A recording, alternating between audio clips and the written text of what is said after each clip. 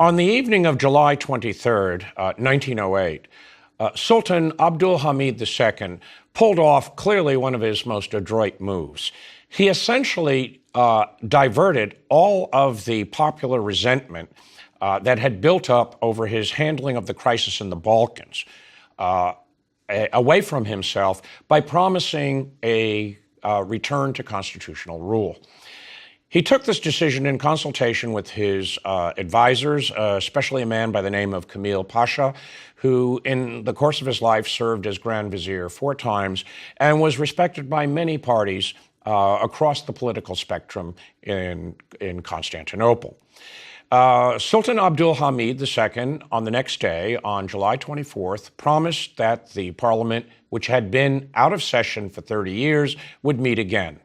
There would be a transitional government, there would be new elections, and the parliament would sit for 4 years before a new general election would be called.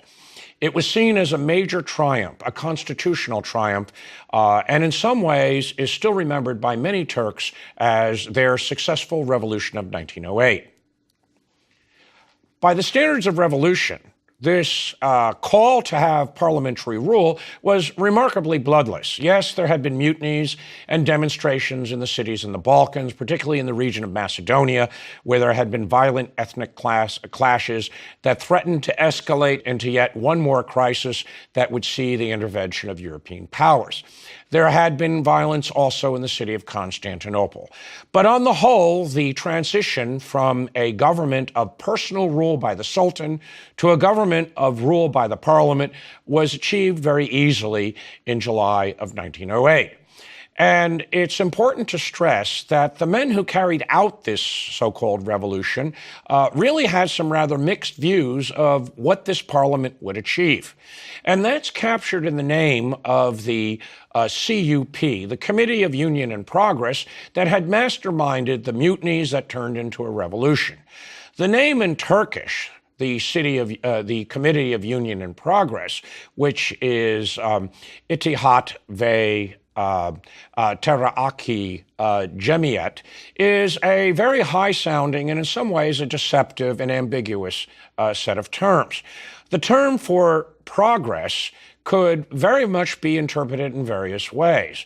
Terakki could imply progress meaning material advantage within the laws of Sharia. It could also mean a complete liberalization and modernization of society. The same is true with unity. What did that mean? Did that mean the personal rule of the Sultan? Did it mean the return of a bureaucratic class such as Tanzimat? Did it mean that the new members of the CUP would take power and direct the government, turning the Sultan into a constitutional figurehead? All of these were possibilities within the language of the CUP, as well as in the proclamations they made in that very, very heady summer of 1908. And finally, the CUP used a very important term, committee, Cemiyet. That is not a political party. It denotes consultation. And the men who made up the CUP never really turned themselves into a political party with a coherent ideology and party discipline. They always remained in the shadows. And that is another important point to keep in mind when we look at exactly what happened in this revolution of 1908, a so-called counter-revolution that was mounted in 1909 that was crushed, and then the rule of the CUP that ended up not in really a constitutional period, but in some ways in the first military junta or dictatorship of the Middle East that ended up being headed by a very controversial figure, Enver Pasha, the man who would bring the Ottoman Empire into the First World War. It is important first to look at the men of the CUP, the Committee of Union and Progress, who carried out the revolution of 1908 and then would counter the so-called counter-revolution in 1909. They formed overwhelmingly officers of the Third Army, which was stationed in Salonika. And in 1906, they established what essentially was a secret society. The city of Salonika at the time was the capital of the Ottoman province of Macedonia. It's known by its classical name as Thessalonica. It is today in Greece.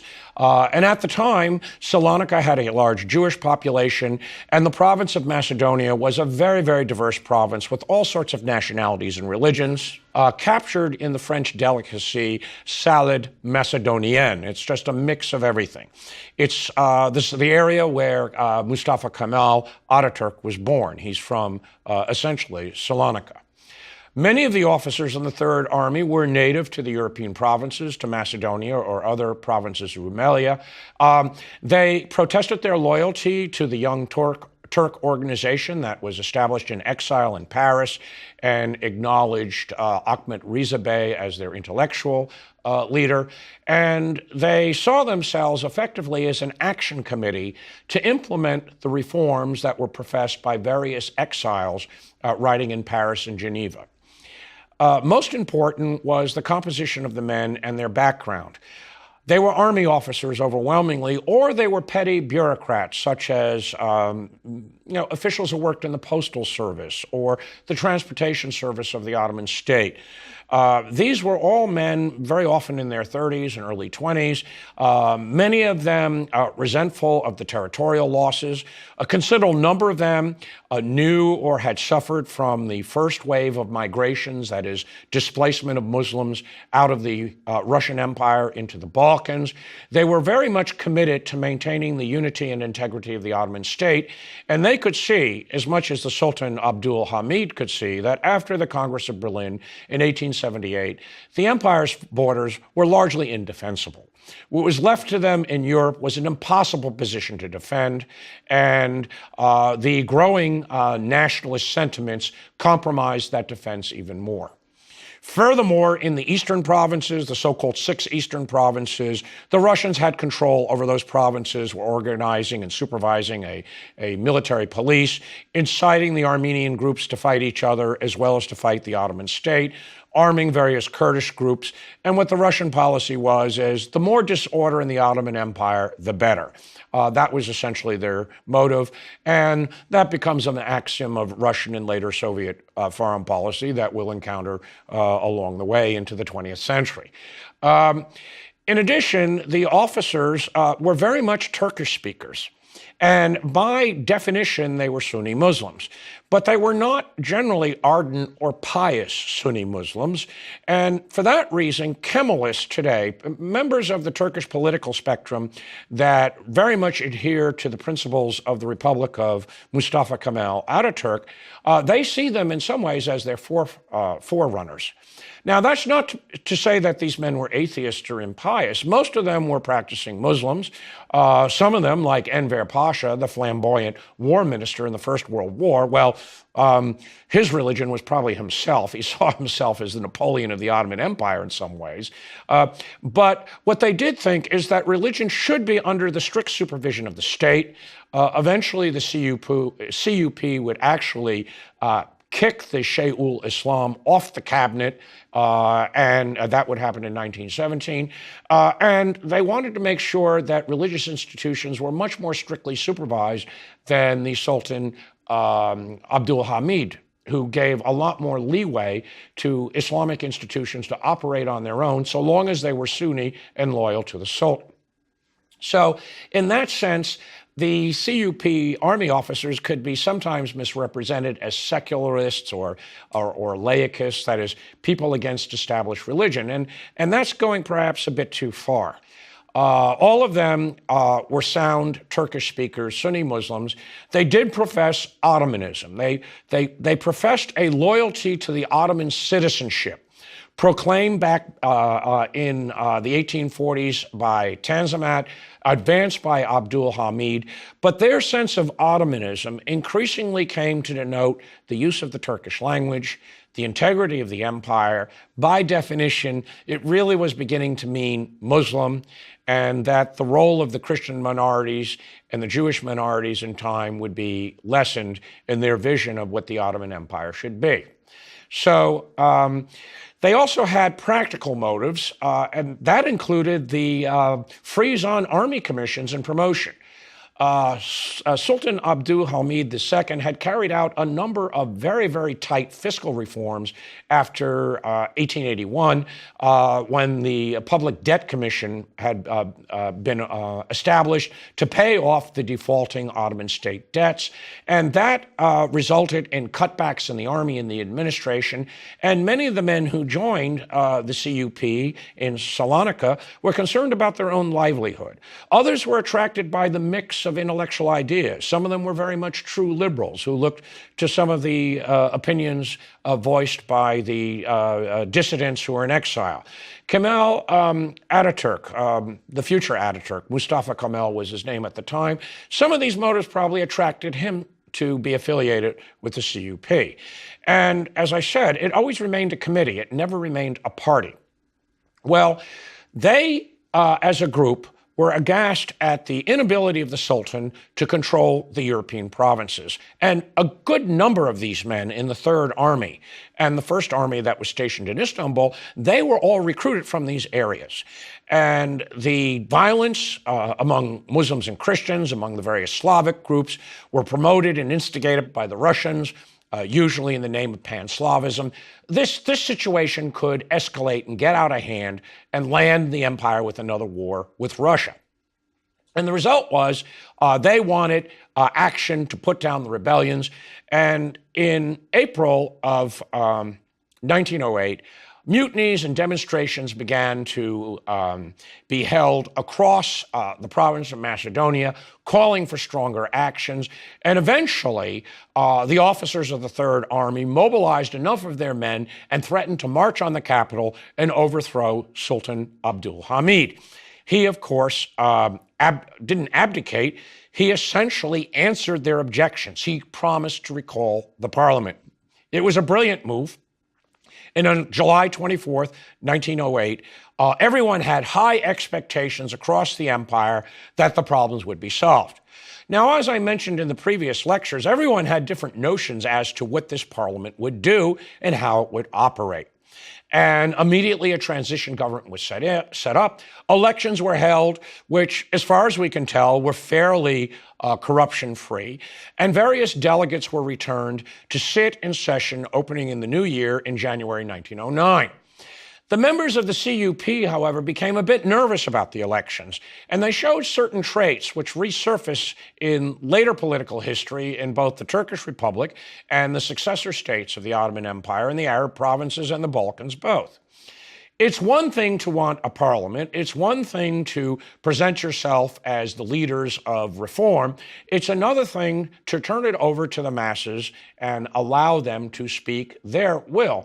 And it's clear that the army officers and the petty bureaucrats who comprised the CUP were far more used to issuing orders and expecting them to obey than allowing elections, allowing debate, allowing legislation, and allowing opposition and criticism.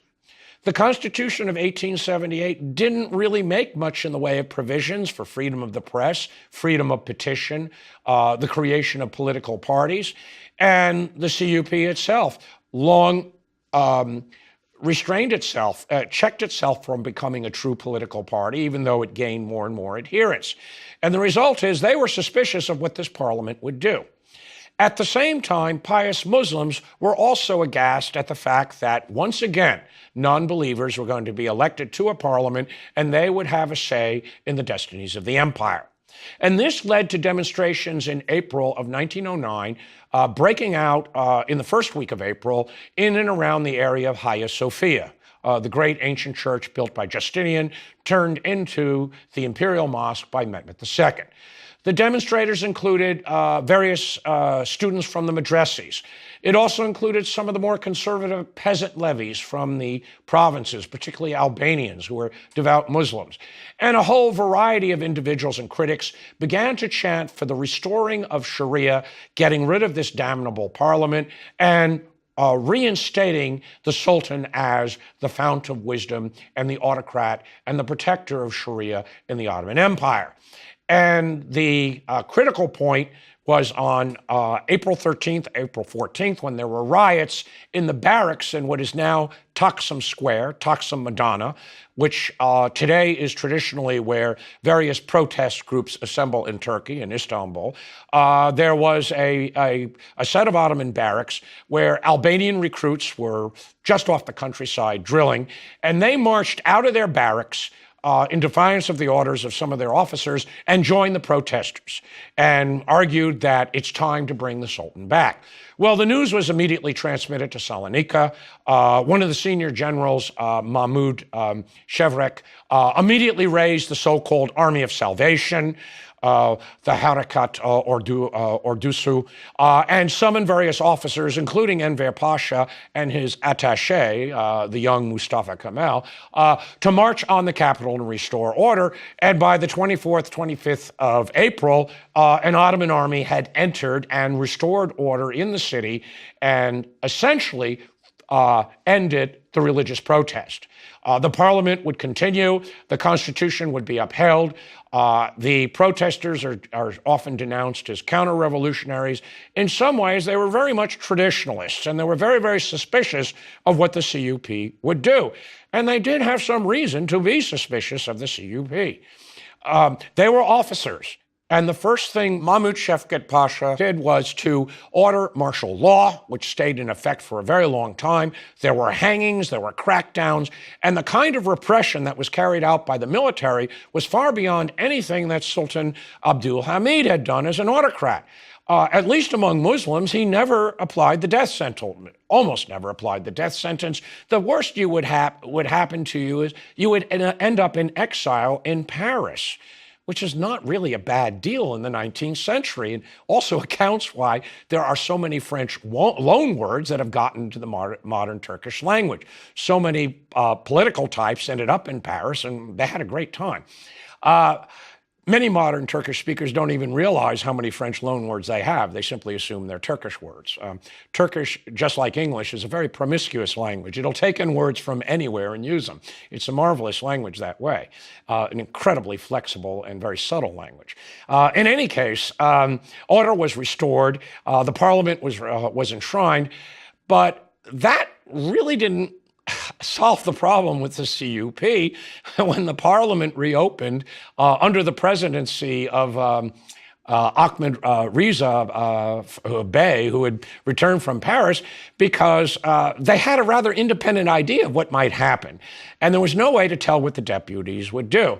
And what happens from 1909 until 1911, really until December of 1911, is the CUP began to use intimidation, bribery, patronage, in a couple of instances, probably political assassination. At least one liberal editor of a newspaper is thought to have been assassinated by at least sympathizers of the CUP, to dominate the political scene and to intimidate the parliament so that essentially it took orders from the CUP. There were a set of ministries and cabinets, but the real power was in Salonika, not in Constantinople. And that's a very big difference if one is thinking of other revolutions, such as the Russian revolutions of 1917, where the action took place in Petrograd, and the key was for a disciplined political party to seize control of the state. The CUP didn't want to have direct control of the state. They didn't want the responsibility, and they certainly didn't want the criticism. And any criticism directed against them was quashed by all sorts of means of subterfuge. And this set a very, very bad precedent for the successor states that would follow the Ottoman Empire. It led to increasing criticism within the Chamber of Deputies. Kamil Pasha, the very, very respected man who was brought in to help transition the government from autocracy to a parliament again, he was out of power. He wrote actually a tract to the new Sultan, Mehmet V, the brother of Abdul Hamid II, who took over in April of 1909 as the new Sultan. Abdul Hamid was forced to retire, and he died in retirement. He wrote a very, very critical assessment of what the CUP was doing. It was a government without consent or responsibility, is how he put it. And the CUP became very, very attentive of this. They lucked out in a very important way. because they were strident unionists. They called for staunch action against rebellions in Macedonia. And when the parliament convened in 1909, it had a series of political failures. It included the annexation of Bosnia and Herzegovina by the Austrians on their own initiative, which had been prohibited under the Congress of Berlin. Those two key provinces with Muslim populations were now integrated in the Austro-Hungarian Empire. The Greeks claimed Crete. The strategic island, which had once been a Venetian possession, had been granted a certain amount of autonomy, carried out enosis. That was a union with the Greek kingdom. The Ottoman state refused to recognize it, but it was a fact. They recognized it eventually in 1913. The Bulgarians had staged all sorts of protests within Macedonia, encouraging various Bulgarian groups and terrorist groups to unify Macedonia with Bulgaria. And there was a constant problem in the 6 provinces in the east with the Armenian populations. All of this was dumped on the parliament. And of course, given the political scene in Constantinople, they really couldn't cope with it very well. Foremost, a crisis mounted with Italy, which we'll be talking about, and eventually would lead to the outbreak of the Italo-Turkish War. To some extent, that war was fueled by the hardline attitude that the CUP not only held itself, but disseminated among members of the Chambers of Deputies, no deal with Italy on Libya. The Libyan possessions represented the last possessions in Africa, and that would land the parliament with a major war in Africa, which did not go well. What was really outrageous is the way the CUP ruled indirectly and established precedents for repression and exile, political assassination, which became all too familiar in the 20th century. And the CUP caused rising criticism. Political parties across the spectrum came together and in the autumn of 1911 established what was called the Liberal Union. And this was an umbrella party of all sorts of opposition to the indirect control of the CUP. They won an extraordinary by-election in Istanbul that seemed to promise that they could carry the general elections, which were scheduled in April of 1912. The CUP panicked on this. They were afraid that if the elections were held fairly, that opposition would be returned, that there would be some sort of accounting of the CUP, that its power could be broken in the light of true constitutional rule. And so they resorted to every kind of subterfuge to subvert the election. And it succeeded. It's still remembered as the Great Stick or the Great Club election in Turkish history. Modern Turks always think of it as, it's known as the Sopala Seçmeler, with the club elections in Turkish. And it involved all sorts of intimidation. And out of the 269 deputies of a total of 275, they expressed their loyalty to the CUP, and no one believed that the election was representative or fair at all. It led to even more criticism. The general Mahmud Shevket, who had crushed the counterinsurgents in April, he took the position of the war minister. And immediately, the CUP learned a fact about constitutional rule. If you try to subvert it, you're going to get opposition. If you suppress legitimate dissent, you're going to assure violence. And the result was there was all sorts of protests against the election in April, and including a number of major army officers who were angry over the war with Italy and blamed the CUP leadership for this mess and the rising crisis in the Balkans. They formed their own club, the so-called Savior Officers, and they and other dissidents eventually forced a new set of elections, a transitional government, and the reestablishment of a legitimate parliament. Well, the CUP really lucked out here, because by the time this happened, this opposition emerged in the summer of 1912. By the time Parliament convened again in the fall of 1912 with some kind of legitimate representation of the electorate, the crisis with Italy was winding down, but a new war was heating up in the Balkans. And the irony is that the government that took power in September of 1912, represented all of the critics in opposition to the CUP, and they were left with the unenviable task of settling the war with Italy, which they did succeed in doing in a very unfavorable treaty on October 17th, 1912. And then the next day, Montenegro declared war on the Ottoman Empire, and Serbia, Greece, and Bulgaria jumped in, and the First Balkan War was on. Kamil Pasha, who took charge of the cabinet in October 29, 1912, tried to direct the defense of the Balkan provinces, and it was another military catastrophe. The Ottoman army went down in absolutely unexpected defeat, and we'll discuss that in a coming lecture. The result of that was to discredit all of the critics and proponents of the liberal union, the so-called savior officers, who really had striven to kick the CUP and, in the wider context, the military out of politics, to return some kind of constitutional rule to the parliament and to make the parliament a legislative branch. The opposition was still divided over exactly what this government would look like. How much would it be Islamic? How would the minorities be accommodated?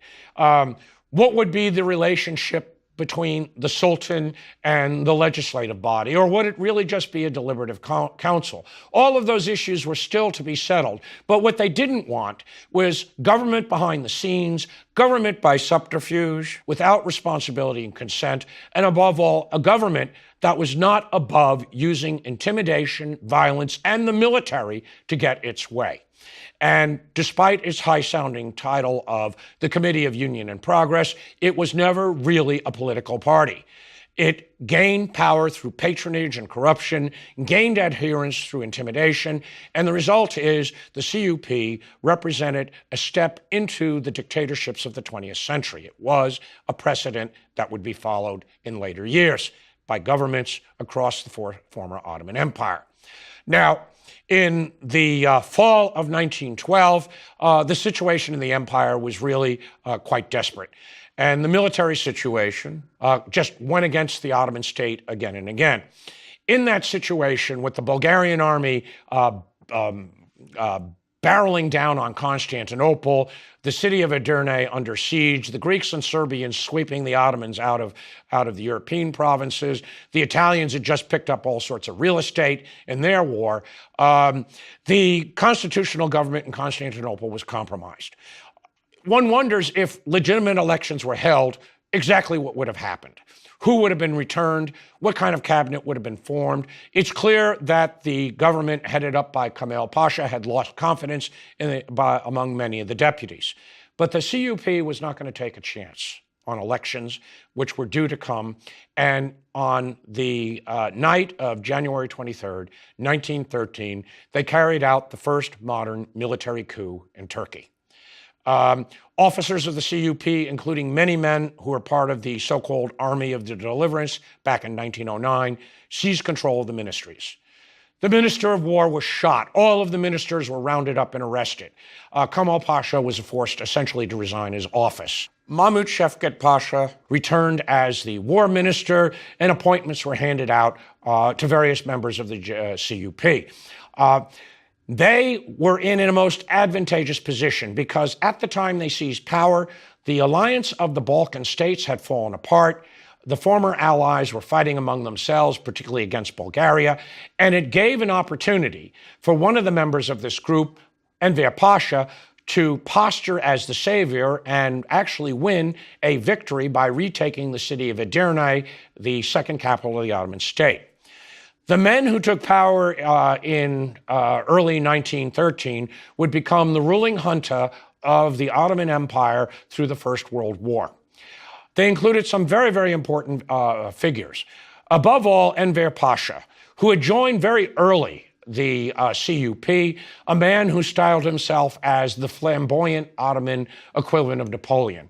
He actually married a granddaughter of Sultan Abdul Mecid. He postured in some ways as a modern political figure, but he also harkened back to the traditions of the Ottoman Empire.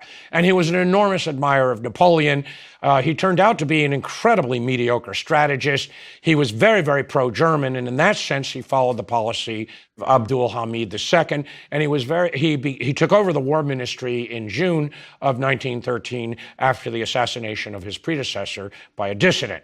Another important figure who very quickly got the position of Minister of the Navy was a man called Jamal Pasha. He too was a fellow army officer very early in the CUP, had participated in the early movements, and he actually favored more a French connection, and he turned out to be a remarkably staunch unionist and would carry out some of the most repressive measures when he was given command of Syria during the First World War. And finally, the third figure was a man by the name of Talat Bey. Talat Bey Pasha, later he's elevated to Pasha. He was the postal worker. He turns out to be one of the most efficient and able men of the so-called three Pashas, the men of the CUP who represented the CUP as members of the cabinet. He is the interior minister who will come up with the fateful order on April 24th, 1915, that'll lead to the deportations of the Armenians. Now, these three pashas, as they are popularly known in popular textbooks and literature, were actually beholden to the wider committee of the CUP, which up until late 1912 resided in Salonika. They had to relocate to Constantinople when the city was lost to the Greeks in the First Balkan War. And so they never really were quite the military dictators one would think. They always had to answer to the wider committee, and the committee would rule through directives. They had to persuade them. But as the empire approached the crisis that led to the First World War, the position of the ministers would increase, and by the time the war erupted in 1914, the so-called three pashas would wield more and more power, and above all, Enver Pasha would come to dominate the Ottoman state. His vision of what the Ottoman state should be, the reclaiming of lost territories, the maintenance of unity, the pushing of a nationalism that was becoming increasingly Turkish in its language and increasingly belligerent in its position. This is the man who will bring the Ottoman Empire into the First World War, and it is this group of rulers who will take the Ottoman Empire down to the final road of destruction in 1918.